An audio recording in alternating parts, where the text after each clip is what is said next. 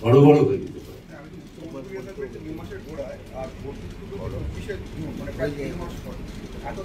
হ্যাঁ, দেখুন, এটা একটা নতুন সিস্টেম, তো এটা নিয়ে অনেক কথাবার্তা বলার দরকার ছিল। আমরা নিশ্চিত অভ্রান্ত হতে চাইছিলাম।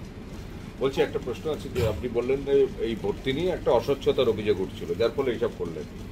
তা তৃণমূল সরকার ক্ষমতায় আসার পর আপনি যখন শিক্ষামন্ত্রী হয়েছিলেন তখনই এটা করতে চাইছিলেন, তারপর 22-23 চূড়ান্ত পর্যায়ে গিয়েও এটা হলো না, মানে এত দেরি হলো কেন? Better late than never.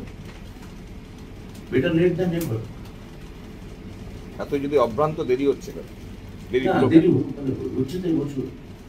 আমরা কেন হয়নি এটা নিয়ে বাবার থেকে ভারতবর্ষের কোনো রাজ্যে প্রথম তো হচ্ছে। এটা তো কম্পিউটারের বিরোধিতা করে বাম সরকার করেনি। আমরা তো তৃণমূল সরকার, মমতা বন্দ্যোপাধ্যায় সরকার করলি, সরকারই ভারতবর্ষে এটা প্রথম করল। কলেজে স্নাতক স্তরে ভর্তির জন্য রাজ্য সরকার একটি পোর্টাল চালুর কথা ঘোষণা করেছিল আগেই।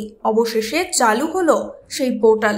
রাজ্যের শিক্ষামন্ত্রী ব্রাত্য বসু পোর্টালটির উদ্বোধন করলেন। কলেজ বিশ্ববিদ্যালয়ে ভর্তির ক্ষেত্রে দুর্নীতি আটকাতেই এই পোর্টাল চালু হলো। এই অনলাইন পোর্টালের মাধ্যমে ছাত্রছাত্রীরা ভারতবর্ষের যে কোনো জায়গা থেকে রাজ্যের কলেজে ভর্তির জন্য আবেদন করতে পারবেন। আগামী 24শে জুন থেকে এই পোর্টালের মাধ্যমে আবেদন করা যাবে।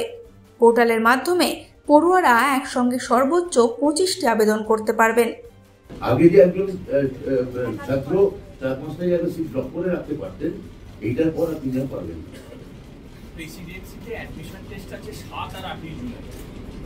আপনাদের ফার্স্ট দফায় ফেজ বন্ধ হয়ে যাচ্ছে 7ই জুলাই।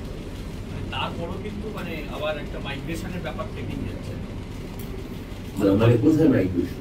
অন্যান্য কলেজ যারা পোর্টালের মধ্যে আছে, ধরুন উনি এখানে ভর্তি হলেন, তারপরে কিন্তু পরীক্ষার জন্য বের চলে যাবে। সেকেন্ড ফেজে আছে। সেকেন্ড ফেজ আবার উঠবে না। একটা প্রবলেম হয় এটা ক্র্যাশ করে। এই আপ টাইমটা কি দেখা আছে? সরি, আবার একবার বলুন। যখন চাপ হয় অ্যাডমিশনে, জয়েন্টের রেজাল্ট বলুন বাড়িতে, যেটা হয় সেটা সার্টিন কোলাপসে।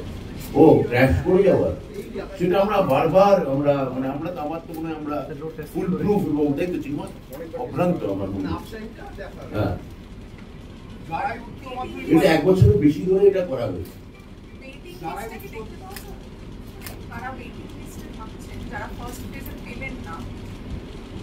একটা হচ্ছে আমরা ড্যাশবোর্ডে দেখতে পাচ্ছি যে আমার মেরিট র্যাঙ্ক কত। আমি কি আবার ওই সাবজেক্টেরই বা ওই ক্যাটাগরির যে পূর্ণাঙ্গ মেরিট লিস্ট একটা সেপারেট কলেজ, সেটা কি আমরা দেখতে পাওয়া যাবে? যারা উচ্চ মাধ্যমিক পাস করছে সবাই কি অ্যাডমিশনের সুযোগ পাবে? সারা দেশে। আগে যে মণিপুর বা এখান থেকে যে ওখানে ভর্তি হতো, ও বাড়িতে বসে ঠিক করে ভর্তি হয়ে আসতে পারবে। নো কোটা, ডিপার্টমেন্টের হাতে কোনো কোটা।